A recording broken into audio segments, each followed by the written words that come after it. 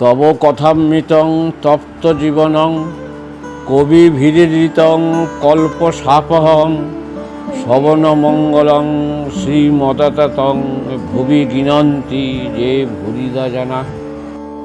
আমার প্রিয় বন্ধুরা, আজ আপনাদের কাছে শ্রী শ্রী রামকৃষ্ণের অমৃতবাণী কথামৃতের কিছু অংশ পাঠ করে শোনাচ্ছি। ইচ্ছে আছে কথামৃতের পুরো বইটা একটু একটু করে পড়ে আপনাদের শোনাবো আর আমিও শুনবো। যদি ভালো লাগে তবে একটা লাইক, কমেন্ট ও সাবস্ক্রাইব করে দেবেন। প্রিয় বন্ধুরা, গতকাল আমরা প্রাণের ঠাকুর শ্রীরামকৃষ্ণের মুখ নিঃসৃত অমৃতবাণী কথামৃতে যতটা পড়েছি তার পরবর্তী অংশ আজ আমরা পড়ব।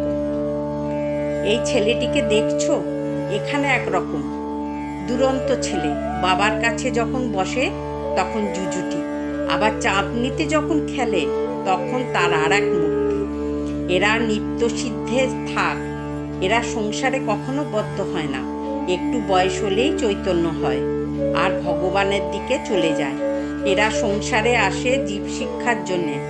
এদের সংসারের বস্তু কিছু ভালো লাগে না। এরা কামিনী কাঞ্চনে কখনো আসক্ত হয় না। বেদে আছে হোমা পাখির কথা। খুব উঁচু আকাশে সে পাখি থাকে, সেই আকাশেতেই ডিম পারে। ডিম পারলে ডিমটা পড়তে থাকে, কিন্তু এত উঁচু যে অনেক দিন থেকে ডিমটা পড়তে থাকে। ডিম পড়তে পড়তে ফুটে যায়, তখন ছানাটাও পড়তে থাকে। পড়তে পড়তে তার চোখ ফুটে ও ডানা বেরোয়। চোখ ফুটলেই দেখতে পায় যে সে পড়ে যাচ্ছে, মাটিতে লাগলে একবারে চুরমার হয়ে যাবে।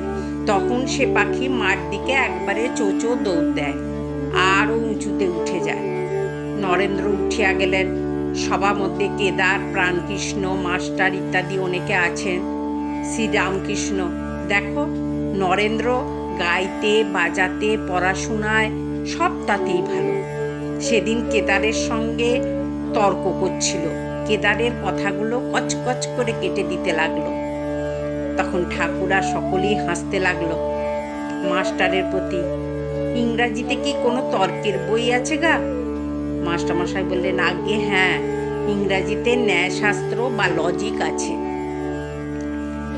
বন্ধুরা, আজ এই পর্যন্ত। আপনারা শুনবেন, কিন্তু খুব ভালো লাগবে, মন আনন্দে পরিপূর্ণ হয়ে যাবে। জয় ঠাকুর, জয় মা, জয় স্বামীজি। ওম স্থাপকায় চ ধর্মস্য সর্বধর্ম স্বরূপিণে অবতার বরিষ্ঠায় রামকৃষ্ণায় তে নমঃ।